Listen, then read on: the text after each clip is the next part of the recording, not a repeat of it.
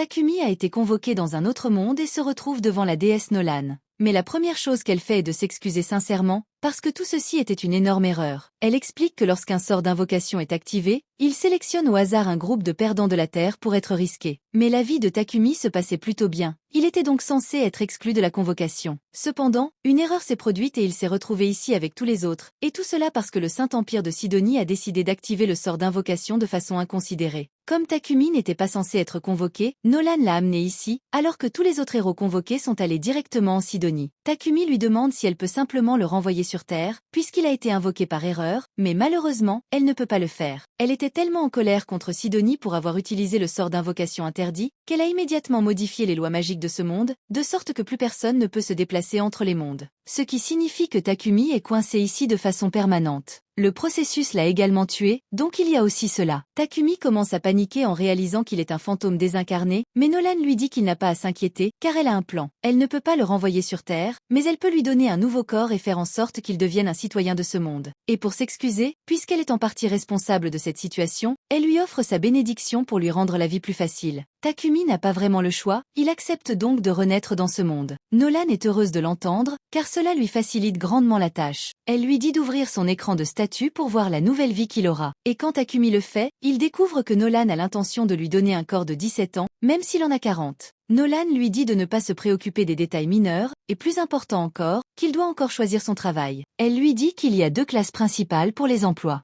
Si Takumi veut quelque chose de plus axé sur le combat, il peut choisir des choses comme épéiste, chevalier ou chasseur. Mais si cela ne l'intéresse pas, il peut toujours choisir l'un des métiers de la production. Takumi n'aime pas l'idée d'avoir à se battre, il décide donc d'opter pour un travail de production. Nolan lui implante alors le poste dans l'âme, ainsi qu'un tas d'autres bénédictions bonus, et l'envoie sur le chemin, en oubliant complètement de lui donner un tutoriel. Takumi atterrit en catastrophe au milieu d'une forêt. Après s'être finalement relevé, il voit son reflet dans la rivière et réalise qu'il est vraiment devenu une autre personne, et qu'il est beau. Il décide de tirer le meilleur parti de sa nouvelle vie, et va voir ce qu'il y a dans le sac que Nolan a déposé avec lui. Il y trouve des rations alimentaires et de l'argent, ce qui signifie qu'il n'a pas à craindre de mourir de faim pour l'instant. Il jette un coup d'œil à son écran d'état, et il semble que Nolan l'ait doté de toutes les compétences utiles dont il pourrait avoir besoin. Il dispose même de la magie élémentaire, alors il décide de l'essayer d'abord pour voir s'il peut vraiment l'utiliser. Il ouvre la main, écrit boule d'eau, et juste comme ça, une boule d'eau se forme dans sa main. Les autres éléments fonctionnent de la même manière, et Takumi peut facilement les utiliser dès son premier essai. Maintenant qu'il a compris comment fonctionne sa magie, il doit commencer à réfléchir à ce qu'il va faire. Il décide donc de se rendre au village le plus proche. En marchant, Takumi tombe sur un bâton au milieu du chemin, et il a l'air d'un très beau bâton. Il utilise alors sa compétence d'évaluation pour le scanner et découvre qu'il s'agit de bois de trâne. Il provient du monstre trâne et est très utile pour fabriquer des bâtons et des lances magiques. Takumi décide donc de mettre sa compétence de modélisation à l'épreuve et l'utilise sur le bois pour créer une lance. Puisque le bois fonctionne si bien, Takumi décide de regarder autour de lui pour voir s'il y a d'autres plantes utiles à proximité, et il en trouve une tonne. Alors, il passe à l'action. Leur mission suivante était de les cueillir. Mais maintenant, il ne sait pas quoi faire de toutes ces plantes. Elles ne rentreront certainement pas dans son sac, alors il devra peut-être les laisser derrière lui. Mais Takumi se souvient qu'il possède une compétence de boîte à objets. Il l'utilise donc pour ranger toutes les plantes. À ce moment-là, il entend quelqu'un crier et, quelques instants plus tard, il voit une petite fille sortir des buissons en courant. La petite fille vient lui demander de l'aide parce qu'un monstre la poursuit. Lorsque Takumi se retourne pour voir de quel genre de monstre il s'agit, il découvre un énorme lapin à cornes. L'animal lui fonce dessus et manque de l'empaler, mais, à la dernière seconde, il panique et poignarde accidentellement le lapin à la tête, le tuant sur le coup. Il est choqué qu'un débutant comme lui ait pu vaincre un tel monstre et suppose que c'est grâce à la bénédiction de Nolan. Mais Nolan n'y est pour rien, c'est juste de la chance. À la suite de son combat, Takumi obtient le titre de guerrier, mais il n'en est pas ravi, car il espérait ne pas avoir à se battre du tout. Ce n'est pas vraiment important pour l'instant, car il doit encore vérifier si la petite fille va bien. Molly dit qu'elle va bien et explique qu'elle était venue cueillir des herbes, mais qu'elle s'est accidentellement éloignée du village du conseil et qu'elle s'est fait attaquer. En l'entendant parler d'un village, Takumi s'enthousiasme et lui demande s'il peut l'accompagner.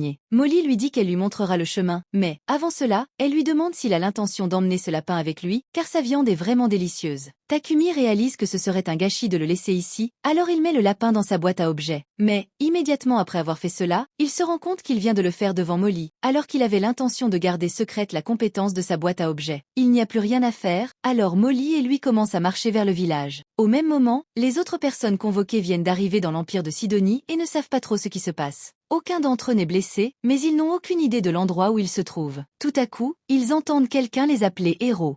Une femme s'approche et leur dit qu'ils ne sont plus dans leur monde d'origine et qu'ils ont été appelés pour utiliser leur pouvoir de héros afin de sauver ce monde. Elle se présente à eux comme l'impératrice de l'Empire Sidonia, Elisabeth. Un simple coup d'œil à son visage suffit à faire comprendre aux enfants qu'elle est vraiment louche. C'est à ce moment-là que la compétence unique d'Akana entre en jeu. Il semble que Nolan lui ait accordé la bénédiction de la révélation. Ainsi, si elle suit son instinct, elle arrivera naturellement à la bonne réponse. Et, pour l'instant, l'instinct d'Akana lui dit qu'Elisabeth est une traîtresse et qu'on ne peut donc pas lui faire confiance. Pendant ce temps, Takumi arrive au village du conseil. Les parents de Molly viennent le remercier d'avoir sauvé leur fille. Le père de Molly se présente sous le nom de Banga et sa femme s'appelle Martha. Il pense que Takumi est un homme très responsable pour avoir voyagé si loin tout seul. Sur ce, Takumi leur demande s'il peut rester dans ce village pendant un certain temps, puisqu'il n'a nulle part où aller. Ils lui répondent qu'il est le bienvenu, mais, malheureusement, ils n'ont pas d'auberge dans le village, donc il n'y a pas d'endroit où loger pour le moment. Cependant, ils peuvent toujours lui construire une maison. Tous les villageois se rassemblent autour d'un terrain vague et s'apprêtent à commencer les travaux.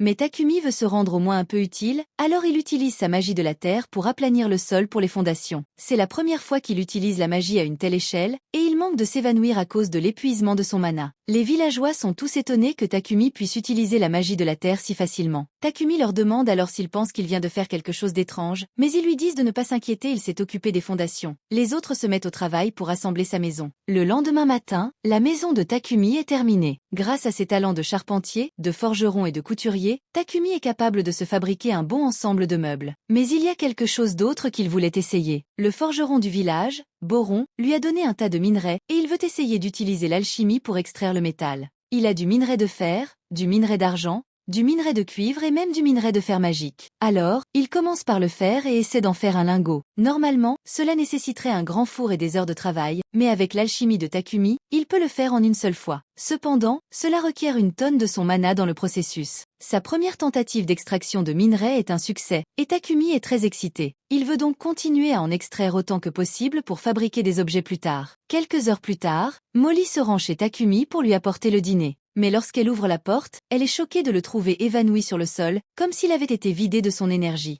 Takumi en a trop fait avec l'extraction du minerai et a failli mourir d'épuisement de mana. Heureusement, Mara et Banga lui donnent une potion de récupération. Il va bien maintenant et peut continuer à pratiquer son alchimie, bien qu'il lui fasse promettre de ne plus se surmener. Au fil du temps, Takumi extrait du fer, du cuivre et même un peu d'or, ce qui lui permet de fabriquer une tonne d'outils utiles. Une fois qu'il en a fini avec l'alchimie, il passe du temps avec Boron dans la forge, apprenant à fabriquer toutes sortes d'armes. La lame qu'il forge est très réussie, et une fois que Boron aura fini de fabriquer le fourreau, l'arme sera complète. La compétence de forgeron de Takumi est maintenant au niveau 40. Il a donc fini de la pratiquer pour l'instant et décide de passer à autre chose. Il va voir Banga et lui demande s'il peut lui emprunter quelques potions. Banga n'a aucun problème à lui en prêter, mais toutes les potions sont basiques, donc elles ne lui seront pas d'une grande utilité. Takumi lui répond que ce n'est pas grave, car tout ce dont il a besoin, c'est d'un modèle de potion. Il envisage de fabriquer ses propres potions avec toutes les herbes qu'il a ramassées dans la forêt, et Banga est heureux de soutenir Takumi du mieux qu'il peut. Alors, il lui propose de lui acheter quelques potions s'il termine le premier lot. Takumi remercie Banga, et après avoir obtenu la potion de base, il commence à travailler sur sa propre version. Il la prépare avec des herbes d'île cuit et de l'eau. Lorsqu'il a terminé, il la met dans un bocal en verre pour la comparer à celle qu'il a reçue de Banga.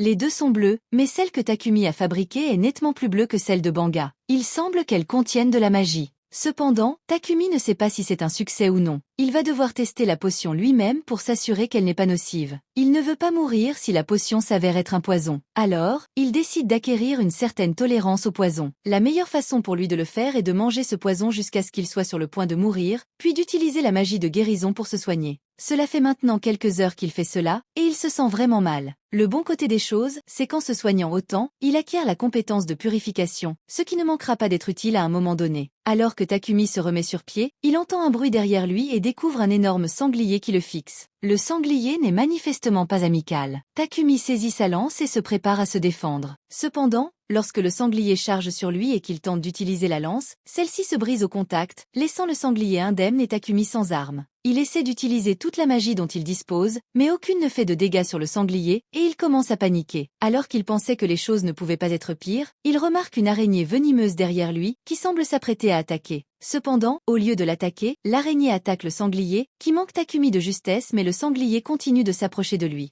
Lui, alors, doit trouver quelque chose rapidement. Jusqu'à présent, toutes ses attaques physiques ont échoué, mais il reste une chose qu'il n'a pas encore essayée. Alors que le sanglier fonce à nouveau sur lui, il saute en l'air, et au moment du contact, utilise sa compétence d'alchimie sur la tête du sanglier pour la briser. Grâce à sa rapidité d'esprit, il réussit à survivre. Maintenant qu'il est en sécurité, il décide d'aller voir l'araignée, puisqu'elle l'a aidé tout à l'heure. L'araignée est en très mauvais état après avoir été frappée par le sanglier, alors Takumi décide de la soigner pour qu'elle ne meure pas. Il se lève ensuite pour retourner au village, mais il reçoit une notification lui indiquant qu'il a réussi à apprivoiser l'araignée. Il ne savait pas qu'il était possible d'apprivoiser une araignée, mais il hésite à l'emmener avec lui, car l'araignée est considérée comme un monstre dangereux. Cependant, l'araignée lui fait les yeux doux. Il décide donc de l'accepter comme animal de compagnie. Pour officialiser la chose, il la nomme Apple. Un peu plus tard, Takumi revient au village et montre à tout le monde le sanglier géant qu'il a tué. Ils sont tous stupéfaits qu'il ait pu vaincre une telle chose, mais encore plus qu'il ait réussi à apprivoiser une araignée venimeuse, car personne n'a jamais réussi à le faire auparavant. Takumi propose de partager le sanglier, car il ne peut pas le finir seul. Ce soir-là, un grand festin est organisé en son honneur. Pendant que tout le monde s'amuse, Banga apporte à Takumi les précieux restes du sanglier et lui dit qu'il pourra les vendre s'il se rend dans la ville la plus proche, Bolton, qui sera donc la prochaine destination de Takumi. Pendant ce temps, la déesse Nolan veille sur lui et elle est très satisfaite de ses progrès. L'une de ses conseillères lui demande ce qu'elle espère obtenir en accordant à Takumi un traitement aussi spécial. Elle lui a donné un corps spécial, une bénédiction spéciale et a même envoyé une année entière dans le passé avant que Sidonie active le sort de convocation qui l'a amené ici. Mais Nolan dit qu'elle n'a pas de raison particulière pour cela. Elle fait simplement ce qu'elle pense être juste. C'est la fin du premier épisode. Abonnez-vous pour ne pas manquer la suite.